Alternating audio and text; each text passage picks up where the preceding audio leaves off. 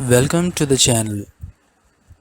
اس episode میں آپ دیکھیں گے عثمان آئی گل کے ساتھ مل کر ایک منصوبہ بنا رہا ہوتا ہے اور آئی گل سے کہتا ہے کہ ہمیں دھندار اور عالیشار کو آمنے سامنے لانا ہوگا، لیکن تمہارے بغیر یہ قطعاً ہی ممکن نہیں۔ دوسری طرف دکھایا جاتا ہے عالیشار قبیلے پہنچ جاتا ہے اور گندوز سے کہتا ہے دھندار صاحب کہاں ہیں؟ تو جواب میں گندوز بڑا ہی سیاسی جملہ استعمال کرتے ہوئے کہتا ہے انہیں ہم نے تمہاری طرف بھیجا تھا، یہ تو تمہیں پتہ ہونا چاہیے کہ وہ کہاں ہیں۔ یہ جملہ سنتے ہی عالیشار کہتا ہے ان کی ٹوپی ہمیں جنگل سے ملی ہے اور وہاں ہمیں لڑائی کے آثار بھی نظر آئے ہیں۔ عالیشار کی بات سن کر بامسی کہتا ہے جیسا کہ آپ دیکھ رہے ہیں ہم بھی اس بات سے واقف نہیں ہیں۔ اس بات پر عالیشار غصے میں آتے ہوئے دھندار کی ٹوپی نیچے زمین پر پھینک دیتا ہے اور کہتا ہے تو اب آخر تم کس چیز کا انتظار کر رہے ہو؟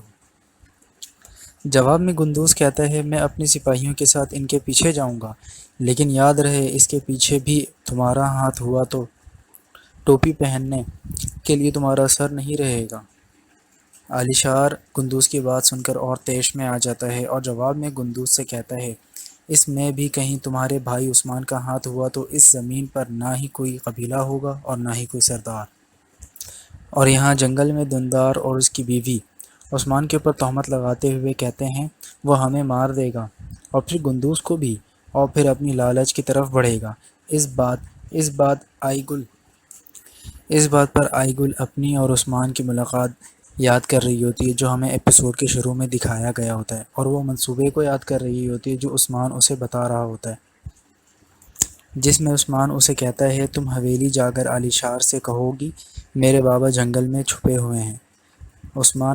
عثمان نے انہیں اغوا کر لیا ہے،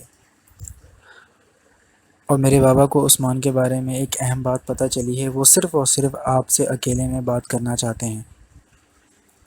جہاں کوئی بھی نہ ہو، اور انہوں نے بھی آپ کو وہاں اکیلے آنے کو کہا ہے عالیشار صاحب، اور یہ بھی کہا ہے کہ ہم دونوں مل کر عثمان کو قتل کر دیں گے۔ اور عثمان آئی گل سے یہ بھی کہتا ہے کہ اسے میری بتائی ہوئی جگہ پر لے آنا، باقی میں سنبھال لوں گا۔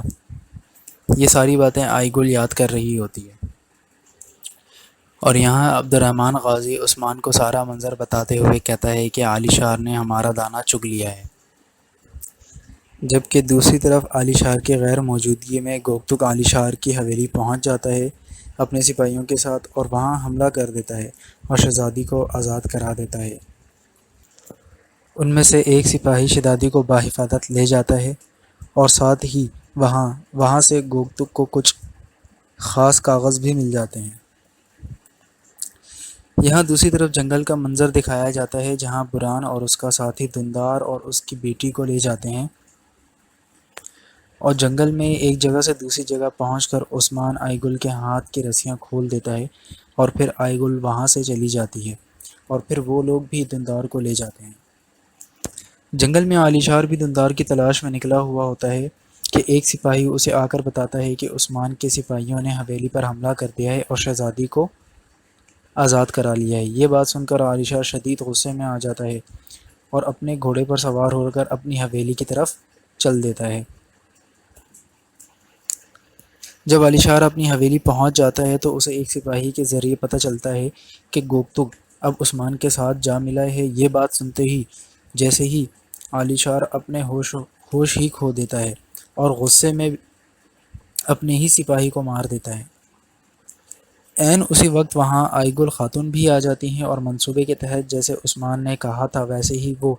عالیشار کو بتاتے ہوئے کہتی ہے کہ صرف آپ ہی بچا سکتے ہیں بابا جان کو۔ دوسری جانب بالا خاتون قبیلے سے نکل کر اپنے بابا کے پاس جا چکی تھیں اور شیخ صاحب ان کو دیکھ کر خوش آمدید کہتے ہیں اور کہتے ہیں کہ اب سے ہم یہاں پر اپنی ایک درگاہ بنائیں گے، اور یہاں پر یہ ایپیسوڈ ختم ہو جاتا ہے۔ ویورز، اب ہم نیکسٹ ایپیسوڈ میں دیکھیں گے عثمان نے جو منصوبہ آئی گل کے ساتھ مل کر بنایا ہے کیا وہ انجام کو پہنچے گا یا نہیں۔ اس کے لیے جڑے رہیے ہمارے چینل کے ساتھ اور سبسکرائب کرنا نہ بھولیں۔